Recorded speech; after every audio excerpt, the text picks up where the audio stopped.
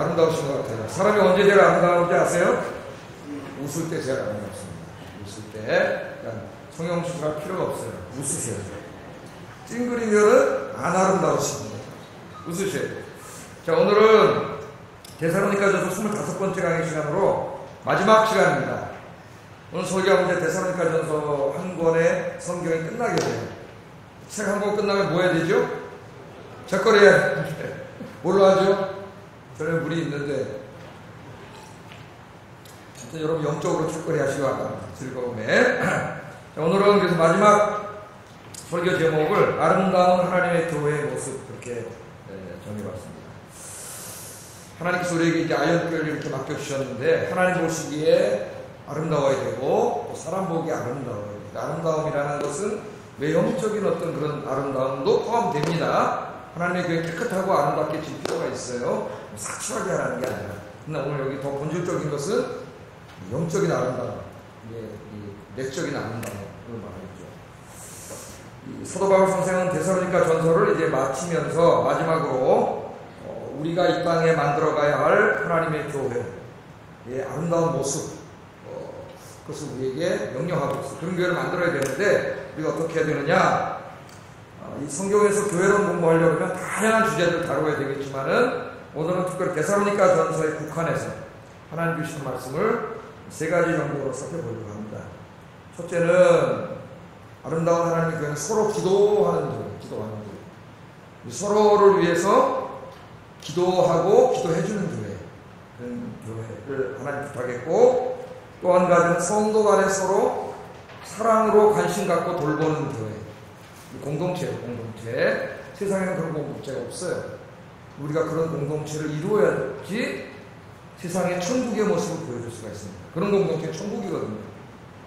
세 번째는 하나님의 교회가 단지 인간의 아름다운 사랑의 교제만이 아니라 하나님의 말씀이 선포되는 교회, 하나님의 말씀이 왕성하게 일어나는 교회가 되어야 된다. 세 가지를 부탁을 했습니다. 모두 명령형으로 되어 있어요. 명령형은 뭡니까? 하나님이 명령하신 거예요. 그러니까 어떻게 돼요? 우리는 반드시 순종해요. 하나님의 명령이기 때문에 말씀을 들을 때는 듣고 이해하는 데서 그치면 안 됩니다. 하나님 우리에게 말씀을 전해주실 때는 이 말씀을 듣고 이해한 다음에 실천하게 하기 위해서 주신 거예요. 실천. 아셨죠? 지난주에 설교가 뭐였죠? 주제가? 예? 거룩. 이쪽에 있는 성가대원들이 없이 왜 기억이 날까요? 설교 말씀 묵상하면서 거룩하게 살려고 애썼기 때문에 설교 말씀 생각이 납니다. 그냥 듣고 이제 잊어먹는 사람은 아무 생각도 안 납니다. 신앙생활 그렇게 하면 안 되겠어요? 오늘 또 설교 들으면 어떻게 돼요? 내일 들어가서 어떻게 말씀대로 오늘 들은 말씀대로 실천하려고 몸부림쳐야죠. 몸부림쳐야 돼요. 왜냐하면 우리 죄악의 본성이 있기 때문에 말씀하고 자꾸 이렇게 부딪혀요. 그래서 애써야 돼요. 자, 여러분 말씀 듣고 실천하시기 바랍니다. 네. 자, 첫 번째 하나님께서 원하시는 아름다운 공동체는 서로를 위해 기도해주는 교회입니다. 서로를 위해 기도해주는 교회. 여러분 내가 다른 사람들을 위해서 기도하면 어떻게 돼요? 그 사람에 대해서 생각하게 되고 그 사람에 대해서 관심 갖게 되고 그렇죠? 그 사람을 사랑하게 돼요. 그래서 내가 늘 기도하던 사람은 일주일만에 한 번 만나도 매일 만난 사람처럼 굉장히 반갑습니다. 왜? 기도 속에서 늘 그 사람을 생각하면서 기도했기 때문에 기도해주는 게 굉장히 중요해요. 우리는 혼자만의 기도로 살 수 없어요. 서로 기도해주는 사람이 있어야 됩니다. 우리를 위해서. 자, 그래서 오늘 특별히 사도 바울이 자신을 위해서 기도해줄 것을 부탁해요. 5장 25절하고 읽어봅니다. 시작. 형제들은 누굽니까? 데살로니가 교회 교인들이죠. 형제들이니까 남자들만 해당됩니까? 통칭이죠. 통칭. 데살로니가 교회 모든 성도들에게 우리를 위해서 기도해달라 부탁해요. 우리는 누구예요? 사도 바울과 함께 동역하고 있는 실라와 디모데 이런 사람들이죠. 주의 일을 하고 있는, 지금으로 말하면 주의 종들인데 주의 종들을 위해서 기도하라 명령을 했어요. 기도하라. 하나님 명령하신 거예요. 기도하라고. 여러분들은 우리 성도님들이 기도해야 될 대상이 많지만 중복이 될 분들이 특별히 누구를 위해서 기도해야 됩니까? 목회자들을 위해서 기도해야 돼요. 여러분이 저를 위해서 기도를 많이 해주시니까 요새 그 설교 아이디어가 쫙 떠올라요. 네? 항상 기도할 때 말씀의 샘이 나를 양타해 주시옵소서. 기도할 때마다 하나님 들으시고 샘물을 막 퍼주시네. 네? 할렐루야. 어떨 때는 뭐 그냥 몇 시간 앉아있어도 떠오르지 않아. 성경 한 구절 읽었는데 여러분 생각을 해보세요. 성경 한 구절 읽고 그 많은 이야기를 어떻게 해? 하나님이 탁 떠오르게 하시면 여러분 기도해 주시면 샘물을 하나 퍼주시는 거예요. 목회 사역을 위해서도 여러분 기도해 주시기 바랍니다. 바울은 이 바울 서신을 읽어보면 여러 번 기도를 부탁합니다. 자기를 위한 기도를 부탁했어요. 읽어보겠어요. 고린도후서 1장 11절 시작. 우리를 위하여 간구함으로 도우라. 뭘 도와요? 목회와 선교를 도우라. 어떻게 도울 수 있다고요? 기도함으로. 여러분이 목회자들을 위해서 기도하면 여러분들도 함께 목회를 돕는 거예요. 여러분들이 목회는 다양한 일들이 있지 않습니까? 기도하라고 했어요. 또 골로새서 4장 3절을 읽어보겠습니다. 시작.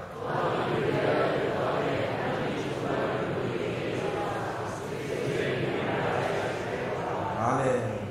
사도 바울이 입을 열어서 복음의 비밀을 담대하게 전할 수 있도록 기도하라. 그러니까 여러분이 저를 위해서 말씀의 샘이 막히지 않게 해주시옵소서. 똑같은 기도죠. 네? 우리 목사님이 설교할 때 하나님의 말씀만 전하게 해주세요.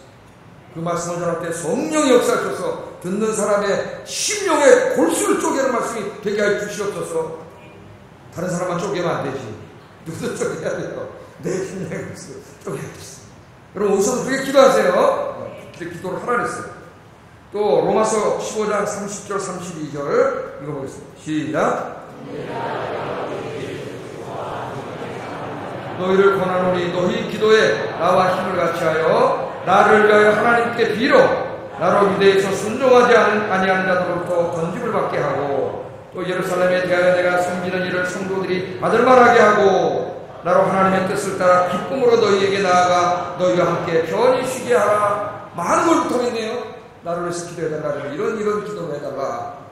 나를 죽이려고 하는 유대인들이 있는데 그것으로부터 나를 안전하게 하나님 지켜주시도록 자기 안전을 위해서 기도를 했습니다. 복음을 위해서 기도하고 또 내가 너희에게 가서 편안히 쉴 수 있도록 기도해달라고 다양한 기도 제목을 부탁해요. 바울은 위대한 사도였지만은 항상 겸손합니다. 성도들의 기도가 필요하다는 것을 누구보다도 잘 알고 있는 사람입니다. 그래서 기도를 이렇게 많이 여러 번 부탁했어요. 그럼 저희 기도를 부탁합니다. 저를 위해서 또 우리 교육자들을 위해서 여러분 늘 기도해 주시면 우리 교육자들의 사역이 더 왕성하게 일어날 수 있어요. 말씀과 목회 사역이 기도하시면 놀라운 역사가 일어납니다. 여러분 바울이 왜 이렇게 기도해달라고 부탁을 했을까요? 왜? 그냥 지나가는 말로 기도해달라고 부탁했을까요?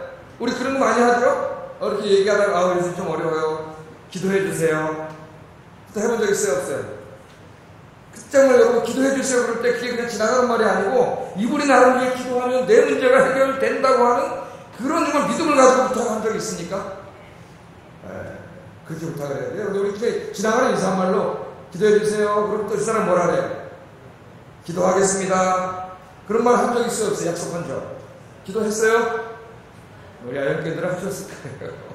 그래서 저는 기도에 부탁을 하면은 뭐 어떤 분 문자로도 기도 부탁을 하고 그 자리에서 뭐 설교 준비하다가도 놓고 기도합니다. 왜냐면 잊어버려요. 좀 있다가 네 해놓고 오기는 목회자가 거짓말한 거 아닙니까? 기도한다고 해놓고 바로 놓고 오면서 기도해.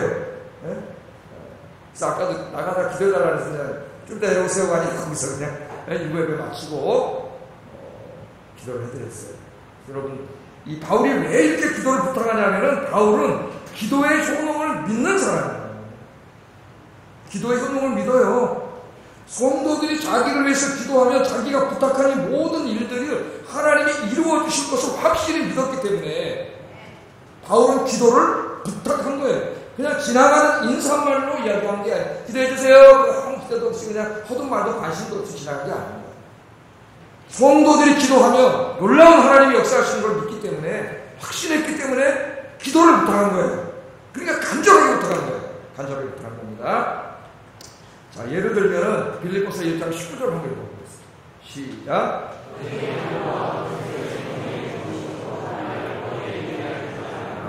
사도 바울이 로마 감옥에 갇혀 있잖아요. 빌립보서를 썼지 않습니까? 옥중 서신인데 재판을 기다리고 있어요. 근데 재판이 황제에 대한 반역죄로 지금 여기 끌려와 있습니다. 반역죄를 바로 유죄 판결하고 죽어요.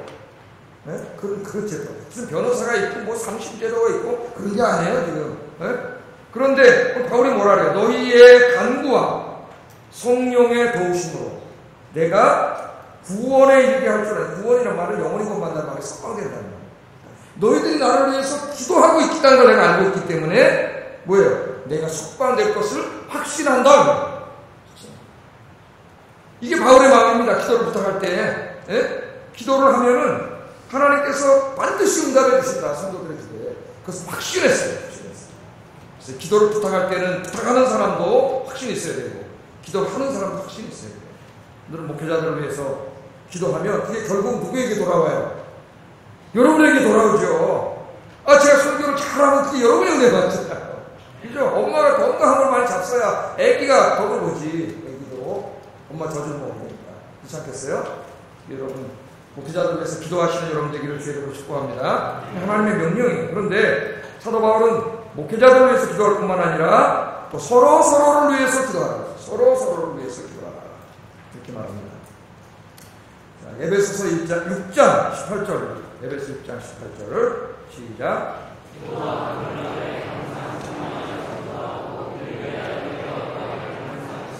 여러 성도를 위하여 구하라. 여러 성도를 위하여 기도하라. 하나님의 기도를 보셨어요. 이제 기도할 때는 내 기도도 해야 되지만 내 기도 중요하죠. 내 기도만이 아니라 다른 성도들을 위해서 기도해야 됩니다. 우리 뭐 전체를 다 기도할 수는 없겠죠. 그러니까 그 기도 안에 구역 식구라든가 전도회원이라든가 성가대원이라든가 내가 만나서 기도할 수 있는 그죠? 그 정도 내 중보 기도 안에 내가 기도할 수 있는 분들을 그럼 다 어디에 속해 있기 때문에 다 기도하는 사람이 생겨요. 중보 기도하는 사람. 서로를 위해서 기도하라 그랬어요. 또 디모데전서 2장 1절도 읽어보겠습니다. 시작. 모든 사람을 위하여 간구와 기도와 도구와 감사를 하되 모든 사람을 위하여 기도하라. 하나님의 명령이에요. 그럼 여러분 이 명령대로 살고 있습니까? 여러분 한번 기도 수첩을 보세요. 여러분 누구를 위해서 기도해요? 여러분 말고 여러분 가족을 위해서 기도하고 계시죠? 내 자녀들 뭐 근데 거기 하나 더 넘어가야죠. 모든 사람들입니다. 여기 중보 기도를 하나하나 붙여가야 돼요. 네?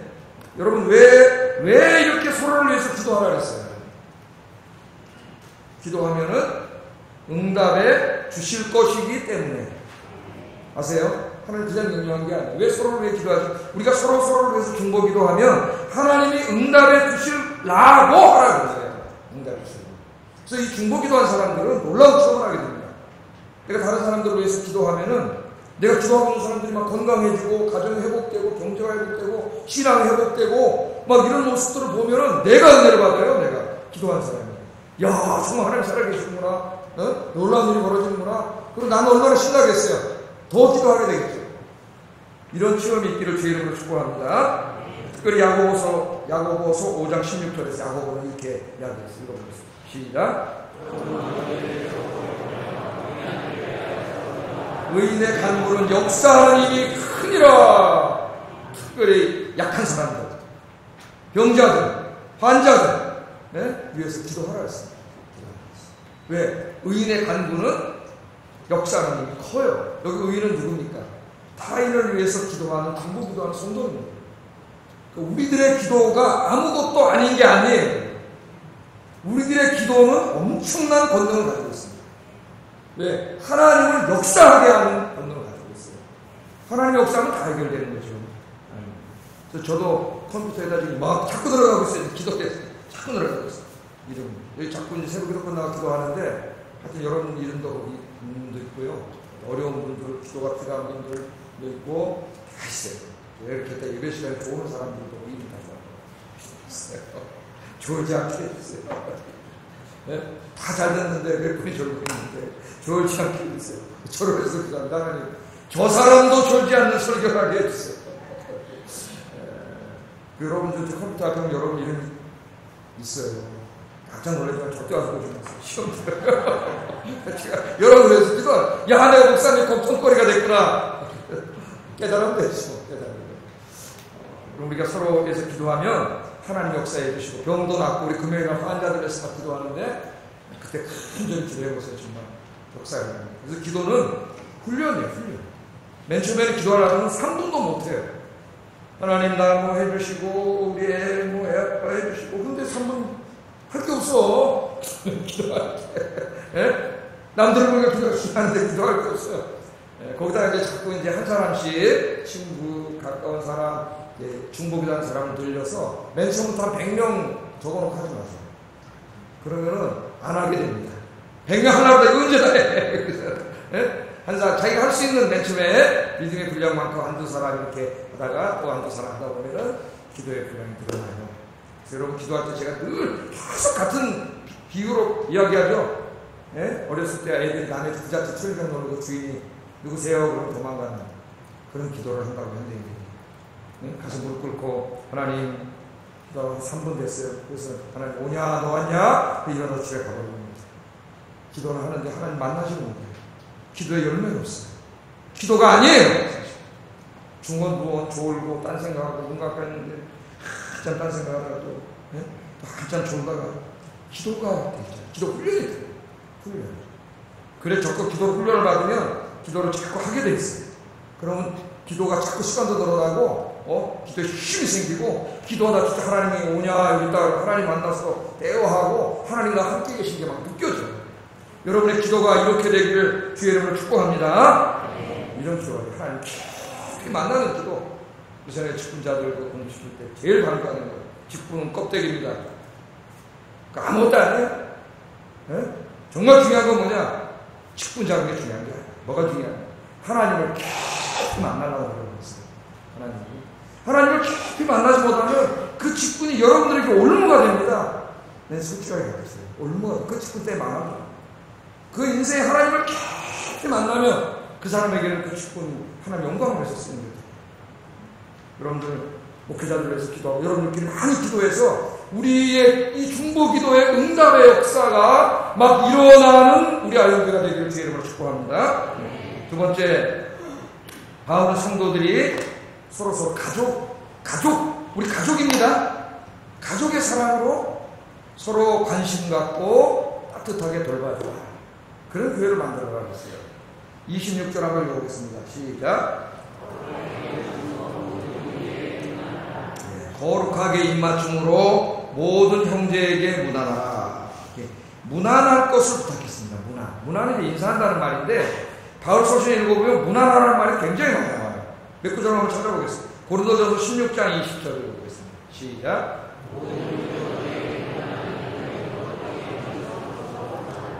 빌립보서 4장 21절. 각각 무난하라. 나와 함께 있는 형제들이 너희에게 무난하고.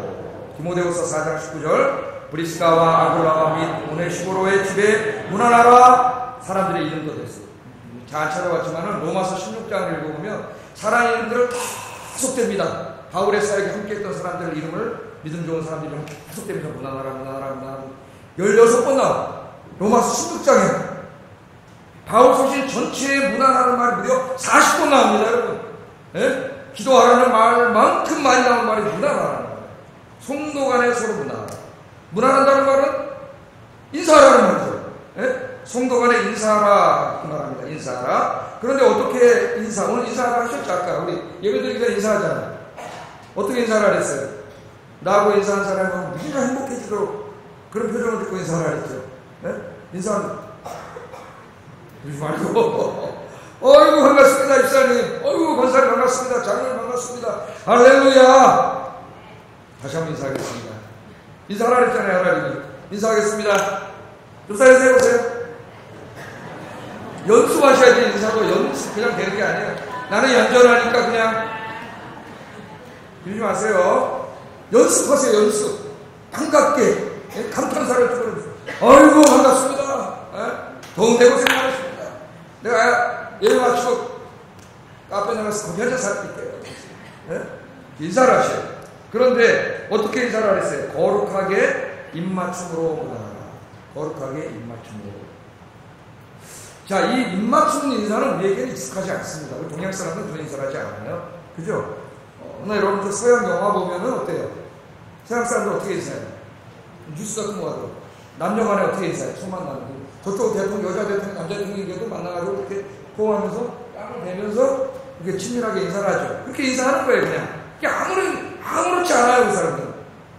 우리는 저 사람들 사귀나? 우리는 안 된 거죠, 거기서. 예? 근데 입맞춤으로 인사하라 그랬어요, 입맞춤. 그러니까 이 고대 사회에서는 이 사람들이 인사할 때 어떻게 인사했냐면은 그 이마나 뺨에다가 가볍게 입을 대면서 인사를 했어요. 이게 일상적인 인사예요, 인사. 아무나 그런 인사를 하지 않고 이 입맞추는 것은 다양한 자기의 감정, 상대방의 감정을 표시하는 것이었는데 가족 간의 사랑 혹은 존경심, 우정은 존경하는 사람에 대한 공경심 그런 분들을 만나 표시할 때 이렇게 가볍게 그렇게 신체 접촉을 하면서 인사를 했습니다. 이 시대 교회에서 이마나 뺨에 가볍게 입맞추는 행위는 그 사람을 믿음 안에서 형제 자매로 즉 가족으로 받아들이는 것을 의미했어요. 교회 안에서 그렇게 인사를 했습니다. 가족의 따뜻한 사랑, 당신은 나의 가족입니다. 우린 가족이잖아요. 혈과 육으로 이루어진 가족은 잠깐이라 했어요. 우리는 그게 절대적인지 아는데 좀 있으면 알게 될 겁니다. 그러나 잠깐. 영원한 가족은 믿음 안에서 주 예수 그리스도 믿음 안에서 천국에서 온 모두가 가족이에요. 잊지 마세요, 여러분. 가족이에요. 미워하지 마세요, 좀. 그러니까 가족이에요. 가족. 사랑하세요. 네? 가족이라는 게 절대 잊으면 안 돼요. 자, 그런데 이 사도 바울이 입맞춤의 인사를 이야기하면서 하나 강조한 것은 거룩한 입맞춤입니다. 거룩한. 안전장치를 뒀습니다. 거룩한 입맞춤을 해라. 당신은 이성 간에도 입맞추는 인사를 자연스럽게 하던 시기였습니다. 그것은 사랑과 공경을 담은 일상적인 인사법이 틀림없었어요. 그러나 그럼에도 불구하고 바울은 혹시라도 교회에서 순탄할지 모르는 사적인 감정을 가진 사람들을 막기 위해서 거룩함을 붙였어요. 거룩함. 그런 사적인 감정이 드는 사람하고는 이런 인사를 하지 말라는 거예요. 하면 안 되겠죠? 네? 하지 말라고 이렇게 얘기합니다. 믿음 안에서 정말 한 가족이라는 마음이 아니라 이성적인 감정이 생기는 사람에게는 그런 인사를 하지 마라. 그런 것은 하나님을 속이는 것이고 그 형제자매를 속이는 것이고 하나님의 거룩함을 훼손하는 것이고 그렇게 하면 안 되겠죠. 교회 안에서 그것을 강조합니다. 교회 안에 이제 남성도 있고 여성도 있고 또 우리 구역장님들이 이제 구역이 나누어서 많이 섬기고 이런 거룩한 섬김에 거룩한 인사를 하고 문안을 하고 기도를 해주고 이렇게 되는데 자칫 잘못하면 이 섬김의 아름다운 거룩한 섬김을 사적인 감정으로 잘못 이해하는 오해하는 문제가 발생할 수가 있어요. 이런 우리 구역장님들이 그렇게 하는 것은 구역의 영적인 어머니로서 가족으로서 여러분에게 그리스도의 사랑을 베푸는 것이지 절대 다른 건 있는 게 아니에요. 그러고 오해하고 이상한 생각하지는 안 됩니다. 거룩한 섬김이에요. 거룩한 섬김. 그것을 우리가 늘 기억하고 거룩한 인사를 해요. 제가 목회자입니다. 여러분들을 사랑하고 여러분들을 위해서 기도하고 목양하고 있지만 제가 여러분들에게 따뜻한 가족의 사랑을 베풀지만 어느 선에서 넘어서진 않아요. 왜? 그것은 여러분의 남편, 이성일 경우에 특별히 남편이나 가족이 할 일이지 제가 할 일이 아닙니다. 그걸 목회자들이 잘 경계선을 쳐야 돼요. 주님의 사랑으로 이 거룩함을 그렇게 스스로 해석하면 하나님의 거룩을 해석하는 거예요. 목회자들. 그래서 우리는 누구보다도 따뜻하게 가족으로 모두를 맞이해야 되지만 여러분 주님의 사랑으로 진실을 맞이해야 되지만 여기에 악한 영이 틈타지 못하도록 우리가 조심해야 됩니다. 아셨죠? 네? 자기 마음 잘 지켜야 돼요. 자, 그래서 이걸 한번 적용해 봅시다. 오늘 교회 오셨어요. 입 맞추고 인사를 내면 만나야 되잖아요, 일단. 네? 이 말씀을 지키려면 교회 오셔서 만나잖아요. 만나서 인사를 했어요. 우리 동성끼리는 어떻게 합니까? 우리 남자들끼리. 나갈 때 여성들만은 악수를 안 해요. 해도 되지만 하지 않습니다. 악수를. 또 불쾌하게 생각하는 사람도 있고, 우리 동양 경세가 맞지 않기 때문에 하지 않아요. 남성 성도님들만 악수해요. 그러니까 어떤 이제 성도님 나가면서 악수를 권하고 나가는 걸 한두 번씩 있어요. 또 악수를 해요. 악수를 해요. 그러니까 우리 동양에서도 동성끼리 어떻게 악수도 하고 또 내가 젊은 친구 나가면 등도 한번 두들겨주고 동성끼리는 그럼 어떻게 됩니까? 더 친밀감과 신체 접촉이라는 게 친밀감을 느끼게 돼요. 그냥 건성으로 그냥 그게 아니고 얼굴도 마주보면서 웃으면서 우리가 따뜻하게 인사하세요. 인사할 때 이 순간에는 어떻게 됐습니까? 우리나라는 뭡니까? 남녀 7세 남녀 7세도 없어요. 거의 20만 동양만. 그래서 제가 어렸을 때 학교 다닐 때는 초등학교 3학년까지는 남녀 공학 같은 반이었고 다 그러셨겠죠. 4학년 때부터는 서울에서는 그랬어요. 남녀로 갈라놨어요. 여학생들은 3층에 있고 남학생들은 4층에다가 따로 공부를 했어요. 그래서 얼마나 아쉬웠는지 3층에 한번 내려가고 싶어가지고 선생님이 여학생과의 시부를 시키면 그날 너무 기분이 좋은 거죠. 여학생들 쫙 또 가서 교회 다니는 애도 있고 그러면 얼마나 좋아요. 선생님 시부로 왔다가 하고 우리나라는 동양에는 그게 맞지 않아요. 그러니까 오늘 이 말씀을 적용할 때는 문자적으로 적용하면 안 되고 문화적으로 적용. 그냥 가볍게 목례를 하지만 따뜻한 사랑과 그죠? 주님의 가족의 따뜻한 사랑. 아이고 집사 안녕하세요. 그렇게 하면 되는 거죠. 거룩한 입맞춤으로 인사를 그랬는데 그래서 동양 사람이 가서 그냥 뭐야 안녕하세요 이러면 어떻게 되겠어요? 큰일 나요. 우리 동양 맞지 않아요. 하여튼 중요한 건 뭡니까 여기서? 중요한 것은 가족의 사랑으로 돼요. 정말 만나는 모든 사람들을 모든 사람이라 했으니까 정말 따뜻한 사랑으로 맞아주세요. 예? 그렇게 하시기 바랍니다. 그래서 교회에서 인사만 한 번 해도 치유가 되죠. 치유가. 예? 어떤 사람하고 한번 인사하는데 하고 나면 기분이 되게 나쁘겠어요. 사람 얼굴 맞추고 기분이 나쁘고. 그래 안 되겠죠? 자 따라하겠습니다. 교회 와서 인사만 한 번 해도 치유가 되는 교회를 만듭시다. 누가 만들어야 돼요? 내가 만들어야지, 내가. 여러분 그렇게 만드시기를 바랍니다. 그러나 이 말씀을 꼭 인사를 나누는 자세에 관하여만 1차원적으로 적용할 필요는 없습니다. 이 말씀의 근본적인 의미는 교회 공동체 안에서 모든 사람을 한 가족으로 여기고 가족처럼 서로 관심을 갖고 사랑으로 돌보라는 그런 말씀입니다. 우리 모두는 하나님을 아버지로 모신 한 가족이기 때문에 기쁨도 함께하고 슬픔도 함께해요. 고린도전서 12장 26절을 읽어보겠습니다. 시작.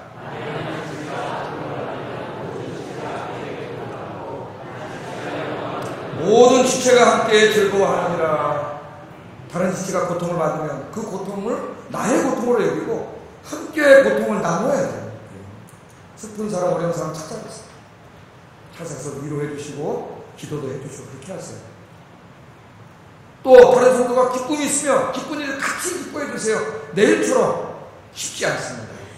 고통을 함께 해주는 것보다 기쁨을 함께 해주는 것이 더 어려워요. 더더군다나 가까운 사람일수록 더 어려워요. 왜? 시기심이 들어가게 돼요. 사촌이 땅을 사면은 사촌의 팔촌이 땅을 사면 배가 안 가고 별로 모르겠습니다. 사촌이 산 땅은 배가 안 가요. 교회에서 여러분 나랑 가장 가까이 지내는 그 사람이 사실은 나의 기쁨을 함께 해주기가 가장 힘든 사람이라는 거 알아요. 왜? 그게 우리 인간의 마음속에 있는 대성이에요. 그러나 우리 아이교회들은 이미 주님의 사랑을 극복하신 줄로 믿습니다. 기도해야 돼요. 기도. 사랑과 모든 것을 기쁨과 슬픔을 함께하는 그런 교회가 되라. 그런 말씀입니다. 우리 아이교회가 오늘부터 서로 사랑하고 위로하고 격려하고 칭찬하고 용기를 주고 오래 참아주고 이해하려고 애쓰고 서로 배려해주고 나의 것을 어려운 이웃들에게 나눠주는 그런 가족 같은 교회, 그런 교회를 만드는 일에 여러분이 힘쓰기를 주의 이름으로 축복합니다. 그런데 이런 아름다운 교회 공동체를 깨트리는 게 있어요. 오늘 이걸 잘 여러분 생각하시고 깨트리는 게 있습니다. 오늘날 교회들이 이렇게 가족 같은 교회를 만들면 그게 천국이거든요. 천국의 모습을 세상에 보여줘야 돼요. 그래야 그 사람들 교회로 와요. 네? 천국은 없잖아요. 세상은 전부 아비다툼하고 싸우고 내 걸 좀 더 가지려고 그러고 막 이런데요. 세상은 치열한 경쟁 사회요. 정글의 법칙이 준비하는 곳이지만 교회는 그런 곳이 되면 안 되고 양보하고 사랑하고 배려하고 이런 곳이 나눠주는 곳이 돼야 돼요.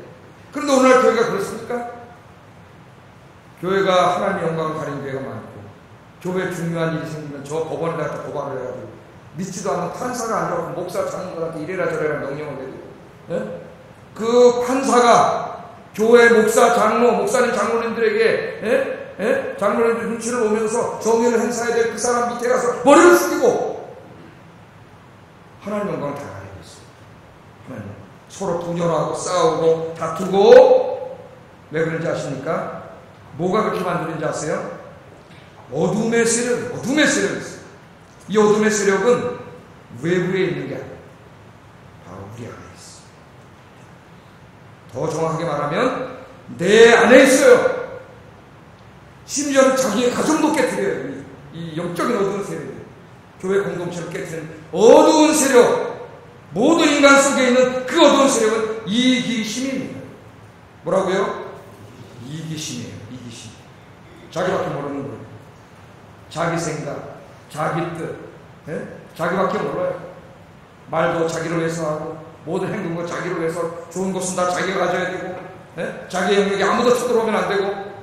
이 말은 뭐예요? 이 무서운 이기심.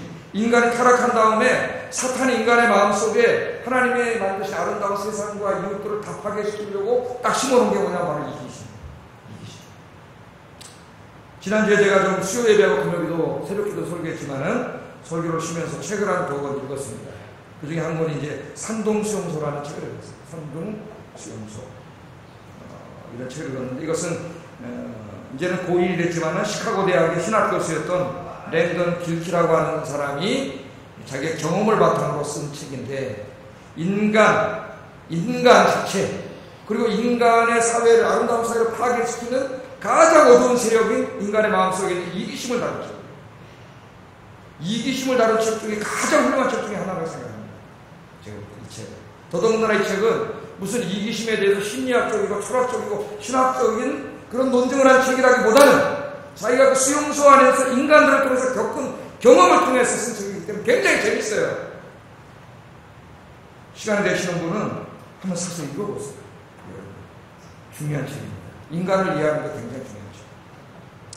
이 산동수용소는 어떤 수용소냐면 세계 2차 대전이 발발했죠. 일본이 진주만을 공격하고 미국과 전쟁을 일으켰습니다. 2차 대전이 벌어졌죠. 그래서 이제 이 일본이 중국을 점령한 다음에 전쟁 중에 영국과도 전쟁하고 다 전쟁 중이지 않습니까? 그 북경이라든가 천진이라든가 중국의 대도시에 있는 서양인들만 다 잡아오는 거예요. 미국 사람, 영국 사람, 유럽 사람들을 다 데리다가 이 산둥에 있는 수용소에다가 가둔 거예요. 수용소에다. 그리고 거기서 그 사람들을 관리한 겁니다. 수용소. 그래서 이제 이 산둥 수용소 이야기인데, 이 사람들을 다 데려, 여기에 보면 한 2,000명 정도가 이제 여기 와서 살게 되는데, 한 2년 동안 전쟁이 끝날 때까지 살게 됩니다. 2,000명인데, 이 수용소에 보면 선교사, 신부, 수녀, 의사, 변호사, 대학 교수 등 다양한 업종의 사람들이 있었고, 또 회사, 큰 회사를 중국에서 운영하던 CEO들, 엔지니어, 뭐 하다못해 뭐 가라오케 노래 부르던 가수, 제빵업자 등 정말 모든 직업, 모든 신분의 사람들이 총망라해서 여기 왔어요. 이 랜던 길키는 그때가 20대 후반이었는데 마치 전 세계의 축소판 같은 그런 곳이었습니다. 여기가 일본 사람들은 이 수용소를 운영하기 위해서 뭐 총무부, 주방이 적용해서 먹고 살아야 되니까, 또 숙소 배정 등 이 2,000명을 통치하기 위해서 9개 위원회를 만들었어요. 그리고 9개 위원회 위원장을 뽑습니다. 그 유럽인들에게 자체 위원장을 뽑아가지고 이 수용소를 운영해 나갑니다. 일본 사람들 조직력이 대단하다, 그런 생각이 들어요. 그냥 내비두면 얼마나 무질서하겠어요. 인간의 타락한 본성은 내비두면 무질서해. 힘센 놈이 와요. 그래서 하나님이 우리에게 주신 축복이 국가예요. 국가. 정부, 공권력이 없으면 인간은 엉망진창이에요. 타락한 인간이. 자, 이 수용소에 사는데 여러분 생각을 해보세요. 전쟁 때고 일본 사람들 배급을 주는데 뭐가 물자가 풍족하겠습니까? 식량과 주거 공간이 턱없이 부족했고, 뭐 스포츠 문화생활은 거의 불가능. 요만한 수용소에 2,000명 갖다 집어넣었으니까요. 늘 부족하고 제한된 식량과 주거 문제에 시달려야 했습니다. 뭐 아사는 아니었지만 풍족하게 살던 사람들이 어느 날 갑자기 이제 최악의 상황을 끌려온 거죠. 그러나 길키는 이 수용소 생활을 통해서 식량과 주거 문제보다도 자신들을 더 불행하게 만드는 근본적인 원인이 있다는 걸 알아야 됐어요. 그거보다 더 불행하게 만드는 거예요. 예? 그래도 그건 부족해도 얼마든지 자기들끼리 서로 양보하고 사랑을 살 수 있는데 이 모든 것들을 지옥으로 한 번에 만들어버리는 것이 있는데 그거는 외부적인 환경이 아니라 바로 모든 인간들이 가지고 있는 그 내부에 있는 바로 이기심이라는 걸 알았습니다. 이기심. 잘 들어야 됩니다. 이 당시에 20대 중반이었던 랭던 길키는 숙소를 배정하는 임무를 맡게 됩니다. 이것을 깨달아요. 숙소를 배정하는 임무를 맡았는데 이 숙소를 배정하는 일을 하면서 이때까지 자기가 가지고 있던 인간에 대한 인간관이 완전히 바뀌게 됩니다. 이 랭던 길키는 계몽주의 학자들과 자유주의 신학자들의 인간론을 접하면서 인간은 원래 선한 존재다. 그게 계몽주의 확신 아닙니까? 인간은 선한 존재이기 때문에 이성을 통해서 얼마든지 진보하고 인간이 살아갈 수 있는 훌륭한 파라다이스로 인간 스스로가 만들 수 있다. 그렇기 때문에 신은 더 이상 필요 없다. 신은 죽었다. 교만하게 그렇게 선언을 했죠. 인간이 이것을 받아들였어요. 인간은 비록 부족한 면이 있지만 인간은 교육과 설교를 통하여 교정하면 얼마든지 합리적이고 도덕적이고 정의롭게 될 수 있다고 굳게 믿었다고 했어요. 길키는 포로 수용소 초반까지도 이것을 진리라고 생각했습니다.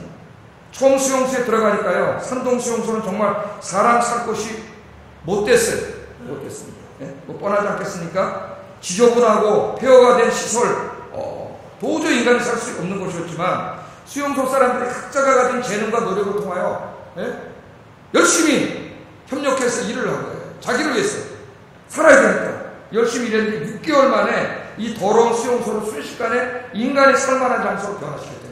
이 인간의 적응력과 인간의 창조력이 깜짝 놀랐다. 6개월 만에 폐허가 된 창고 같은 것을 자기가 살아야 되니까 그렇게 만들더라는 거예요. 랭던 길키는 이런 광경을 보면서 기독교의 원죄의 교리는 구시대의 유물이다. 인간이 원래 악하다, 죄를 가지고 태어났다고 웃기는 소리다. 이런 생각을 했다는 거예요. 인간은 원래가 선한 존재고 끊임없이 진보를 이룰 수 있는 도덕적이고 합리적이고 정의로운 존재다. 확신했다. 그러나 숙소 배정 일을 맡아서 사람들에게 숙소를 배정하는 일을 하면서 인간에 대한 이러한 자신의 확신이 완전히 틀렸다는 것을 깨닫게 됐습니다. 인간은 원죄를 가지고 태어난 악한 존재입니다. 또 깨달았다는 거예요. 자, 이걸 한번 얘기 들어보세요. 비좁은 공간에 2,000명이 기거할 숙소를 배정하는 것은 쉬운 일이 아니에요. 여러분, 뭐 수련회 가거나 이렇게 하면 교회에서도 숙소를 배정하잖아요. 네? 교육장님도 그렇어요. 숙소를 배정하고 교육장 건차 세미나. 여러분, 수련회 숙소를 배정하면 숙소 배정하는 일을 맡은 사람이 쉽지가 않아요. 왜? 아무리 내가 공정하게 배정을 해도 뭐가 나와요? 불평불만이 나옵니다. 불평불만. 네? 제가 경험했어요. 불평불만이 나옵니다. 아무리 공정하게 그 불평불만은 왜 나오는 거예요? 이기심 때문에 나오는 거예요. 내가 다른 사람들보다 그 잠깐 하룻밤 자는데도 좀 더 넓은 방, 좀 더 쾌적한 방, 좀 더 편안한 방을 다른 사람들에게 주기보다는 내가 거기서 자려고 하는 바로 그 이기심, 우리 안에 있는 그 검은 세력, 그것이 그 훌륭한 기도하는 분들의 입에서 나옵니다. 그 이기심이 나옵니다. 자, 이 일을 하는데 우선 2,000명을 나누는데 가족이 있는 사람과 가족이 없는 사람들을 나눠. 독신인 사람들과 이 가족이 있는 사람들을 나누고, 또 가족이 있는 사람들도 10대 이하의 자녀를 가진 사람과 10대 이상의 자녀를 또 나눠요. 왜? 10대 이상의 자녀는 같이 못 자기 때문에 방을 하나 더 줘야 돼요. 10대 이하는 같이 자야 돼요. 이걸 또 나눠야 돼요. 네? 또 이 독신인 사람들도 여성과 남성을 나눠야 되고, 또 선교사, 신부 이런 사람 또 나눠야 되고, 굉장히 복잡한 일을 한 거예요. 그러나 이 복잡한 숙소 배정을 그래도 다 이렇게 이성을 사용해가지고 거의 다 이제 다 맞춰 간 무렵이 됐는데, 일단의 사람들이 사무실로 찾아와가지고 숙소 배정이 불공정하다고 화를 내면서 항의를 하는 거예요. 니들 맘대로야! 보통 그러잖아요. 불평하는 사람. 니가 뭐야! 니 맘대로야! 이게 우리나라 사람들이 참 하는 거죠. 네? 공권력을 갖추고 힘을 갖춘 권력을 가지고 못하는 거예요. 자율적인 조직이 아무 힘도 없어요. 권력이 없잖아요. 인간의 검은 마음이 나와요.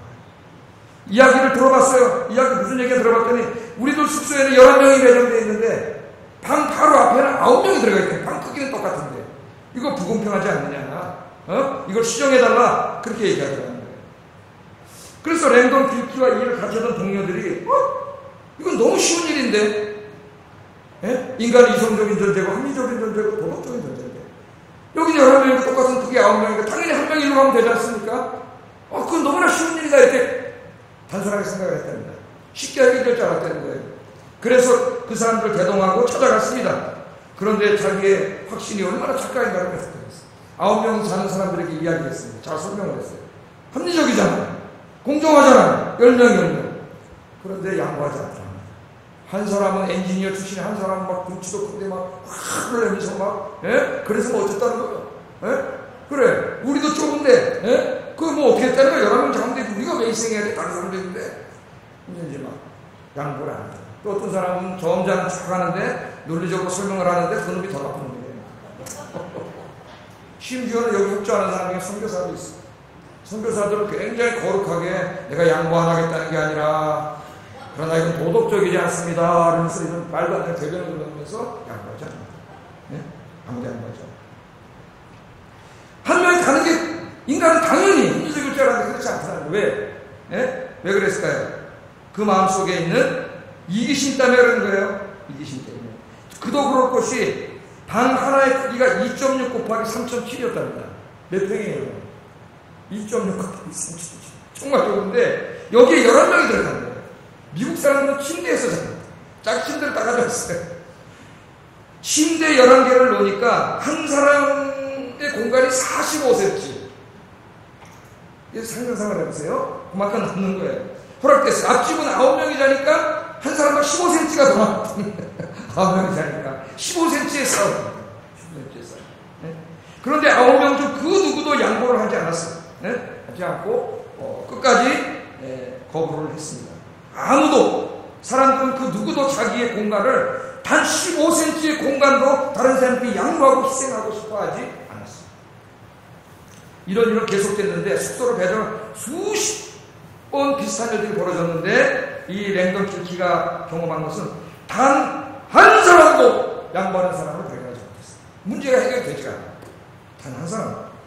그 속에는 대학 교수, 변호사, 선교사, 신부, 의사, CEO 등 많은 사회 존경받는 지도급 인사들이 대부분이었음에도 불구하고 그들은 단 15cm의 공간을 양보하려고 하지 않았어요.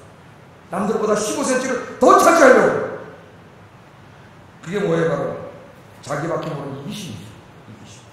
랭던 길키는 이 경험을 통해서 인간은 원래 선하고 합리적이고 도덕적인 존재이며 정의를 추구하는 존재라는 확신이 완전히 틀렸음을 거기서 경험하게 됩니다. 랭던 길키는 깨달았다고 말합니다. 인간은 원죄가 있는 존재이며 합리적이거나 도덕적이지 않다. 인간은 이기심에 사로잡힌 존재이며 그 누구도 자기의 것을 양보하거나 자기의 공간을 희생하여 다른 사람에게 주려고 하지 않는다. 조금 여유가 있을 때는 남을 때는 좀 줄 수 있겠지만 그 남음이 자기의 것을 희생하고 양보해야 되는 시간이 온다면 아무도 없지 않습니다.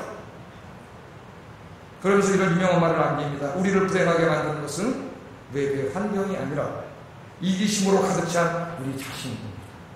우리 자신. 여러분의 마음은 어떻습니까? 한번 여러분 생각해 보세요. 사람들은 자기들이 살아갈 수용소를 만들 때는 자기를 위해서 협력하여 열심히 일했지만 자기의 것을 희생하고 양보하는 일에 직면하자 모두가 이기적이 되었어요. 그 순간 수용소는 서로 욕하고 원망하고 미워하고 질시하는 지옥이 되었다고 해요. 그런데 이 랭던 길키가 딱 한 번 양보하는 사람들이 있었대요. 딱 한 번. 그 수십 번 중에 딱 한 번. 누굴까요?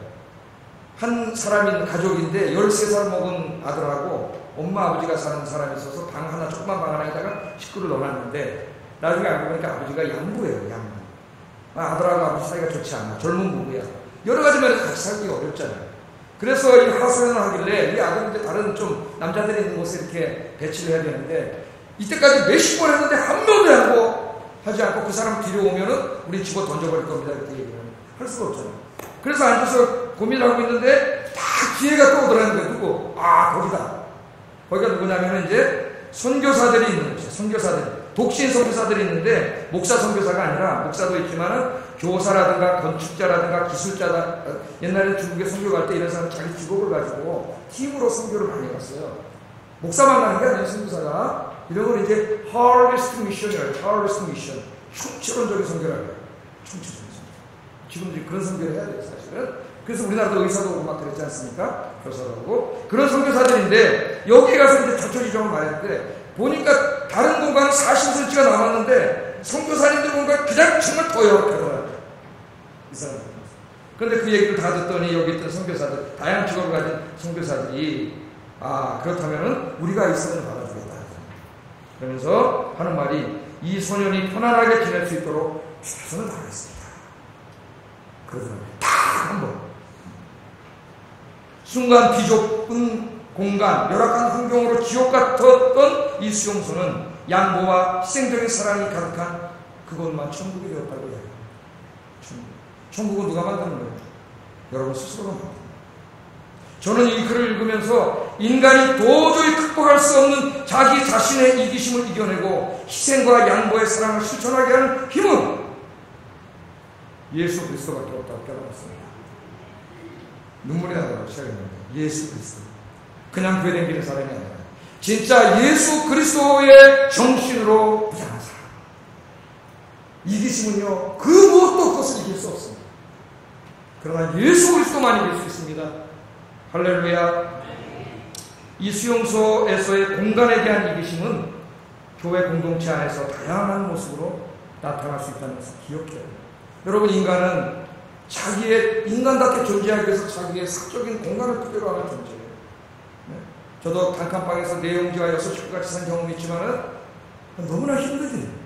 자기 공간이 있어요. 그래서 애들이 교회 오면 어디 잘 들어가는지 아세요? 밑에 기도 박스에 들어갑니다. 거기서 문을 탁 닫아야 돼. 자기 공간. 자기 공간! 사적인 공간! 그때 걔네들은 거기서 자기 존재감을 느껴요. 우리에게 사적인 공간은 누구에게나 필요하죠. 그러나 이 공간은 단지 그 물리적인 공간만을 의미하지 않아요. 교회 안에서 우리는 자신의 공간을, 다양한 부분에서 자신의 공간을 차지하려고 하는 이기심을 보이고 있습니다. 그리고 그 공간을 누구에게도 희생하거나 양보하려고 하지 않습니다. 그래서 교회 겉됩니다.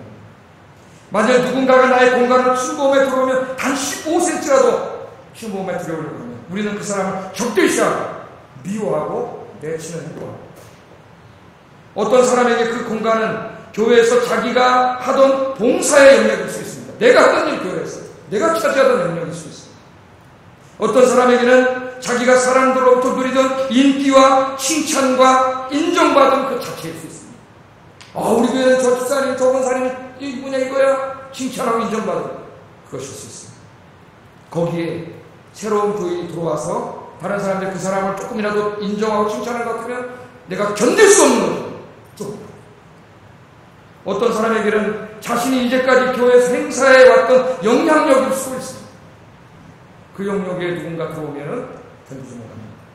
만일 우리가 이러한 인기와 인정받은 봉사에 내가 일하는 영역, 내가 차지하고 있는 영역, 내가 행사하던 영향력을 모두 나만 소유하려는 이기심에 사로잡히면 우리는 시기와 질투심에 빠져요. 시기심에 확 일어나요. 누가 그 일을 하고 있을 때. 이내 나의 마음은 시기와 질투의 지옥이 되고 교회 공동체는 미움과 갈등에 휩싸인 지옥이 된다는 것을 우리 명심해야 합니다. 누가 이렇게 만드는 거예요? 저 사람이? 환경이? 내 안에 극복되지 못한 사악한 영적인 강력한 어둠의 권세, 이기심. 내가 다 칭찬받아야 되고, 내가 다 영광받아야 되고, 내가 다 인정받아야 되고, 내가 다 영향력을 휩싸야 되고, 내가 다 일조일을 차지해야 되고 하는 이 이기심이 아름다운 천국과 같은 교회를 지옥으로 만드는 겁니다. 우리를 불행하게 하고 우리 교회를 지옥으로 만드는 것은 외부적인 환경이 아니라 바로 우리 자신이라는 것을 절대로 잊으면 안 됩니다. 여러분, 우리 안에 이기심을 이겨낼 수 있는 것은 아무것도 없습니다. 오직 주 예수 그리스도의 십자가의 사랑만, 그 사랑이 내 안에 찾아올 때만 그 강력한 어둠의 권세인 이기심을 이길 수가 있습니다. 그래서 사도행전 2장에 보면은 성령께서 확 임재했을 때 예루살렘 교인들이 이기심의 가장 큰 편이 돈입니다. 자기 소유. 자기 소유를 다 팔아서 가난한 사람들이 나눠줬어요. 그게 진정한 변화예요.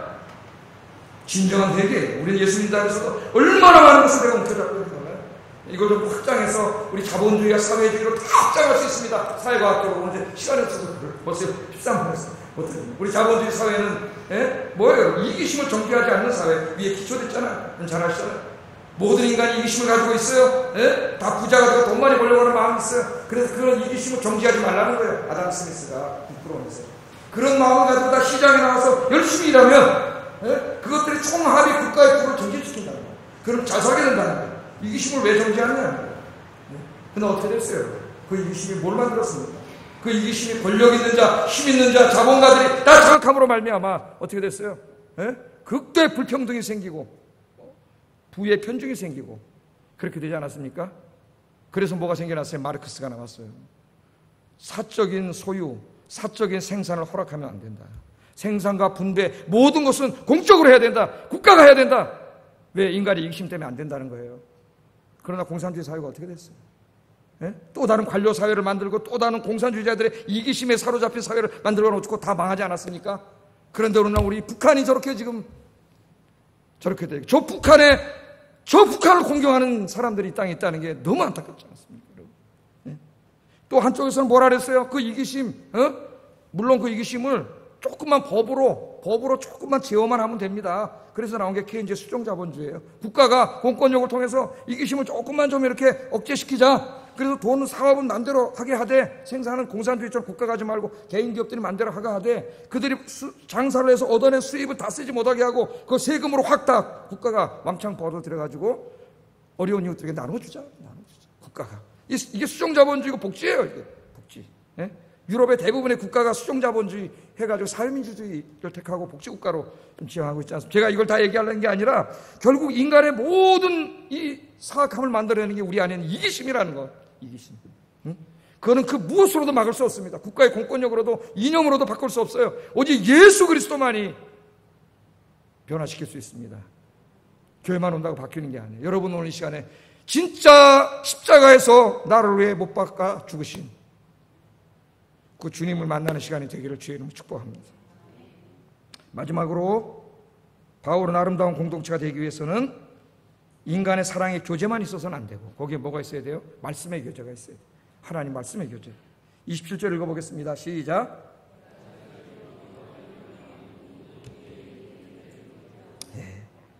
이 데살로니가 전서 지금 저는 모든 사람이 성경을 갖고 있지 않지 않습니까? 하나 써서 보낸 거예요. 이거를 모든 사람이 들을 수 있도록 읽어줘야 된다. 그건 다시 말하면 뭐예요?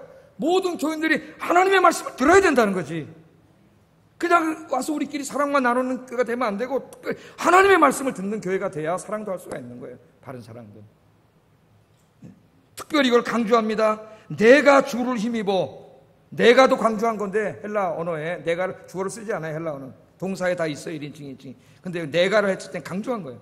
내가 주를 힘입어. 주를 힘입어는 주님의 이름으로 그런 말이에요. 그래 공동 번역 이렇게 번역했어요. 한번 읽어보세요. 이게 더 잘 번역을 했어요. 읽어보겠습니다. 시작. 이 편지를 꼭 모든 교회에게 읽어주십시오. 주님의 이름으로. 간절히 부탁하는 거예요. 그래서 교회는 하나님의 말씀을 읽어주고 하나님의 말씀을 듣는 공동체가 돼요. 목회자는 열심히 하나님의 말씀을 설교하고 여러분 하나님의 말씀을 들어야 돼요. 여러분이 이 말씀을 순종하려면 여러분은 교회에 오셔야 되고 목사는 설교를 잘 준비해서 선포해야 됩니다. 그래야 이 말씀을 순종하는 게 돼요. 주일날 빠지지 마세요. 늦지 마세요. 예배 시간. 예배 시간에 다른 거 절대 하지 마세요. 집중하세요. 집중. 하나님께 예배 드리는 시간이에요. 다 핸드폰 다 끄고 들어오기 전에 가방 다 닫아놓고 왜 자꾸 다른 사람 얘기하는 거 절대 하지 마세요. 예배 시간에. 하나님 앞에 집중하세요. 하나님 말씀 듣는 일에만 집중하시기를 바랍니다. 그러나 지금은 계시의 말씀을 하나님 주셨어요. 읽어주지 않아도 여러분이 집에서 스스로가 읽을 수 있습니다. 읽을 수 있어요. 이 말씀을 실천하세요. 열심히 읽으세요. 읽은 말씀을 여러분 혼자 은혜 받지 말고 SNS를 통해서 나누세요. 쉐어하세요. 페이스북에다도 올리고 카톡에다도 올리고 카카오톡에다 보내고 여러분이 퀴치하다 은혜 받은 말씀을 서로 공유하세요. 아는 사람들끼리. 그렇게 하라는 거예요. 뿐만 아니라 하나님의 말씀을 배운다면 가르치려고 노력하세요. 주일학교 교사로서 구역장으로서 1:1 교사로서 헌신하고 봉사하면서 여러분 이제 막 예수 믿기 시작한 사람들에게 여러분이 만난 예수 그리스도의 이 복음의 말씀을 증거하는 일에 힘쓰는 여러분 되기를 주의 이름으로 축복합니다. 우리 아영교회가 이래서 단지 인간의 모임이 아니라 하나님의 말씀과 기도가 왕성하게 일어나는 거룩한 공동체가 되기를 주의 이름으로 축복합니다. 기도하겠습니다. 말씀을 생각하면서 기도하겠습니다. 내가 이제부터 교역자들과 다른 성도들의 기도하는 삶을 살게 해주세요. 함께 신앙생활하는 사람들을 한 가족으로 여기고 나의 이기심을 십자가 앞에 내려놓고 진정한 가족의 사랑으로 사랑하게 해주세요. 하나님의 말씀을 열심히 듣고 읽고 가르치는 일에 힘쓰게 해주세요. 같이 기도하겠습니다. 사랑하시는 하나님,